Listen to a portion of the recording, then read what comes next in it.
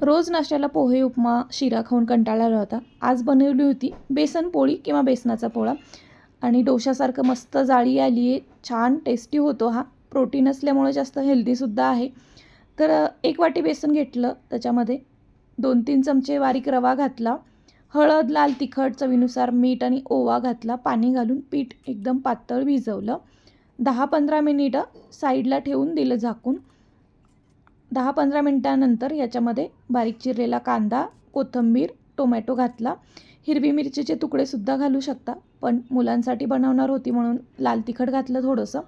आता तवा गरम केला आणि थोडंसं तेल घातलं तव्यावर आणि हे पीठ तव्यावर पसरवून घेतलं छान.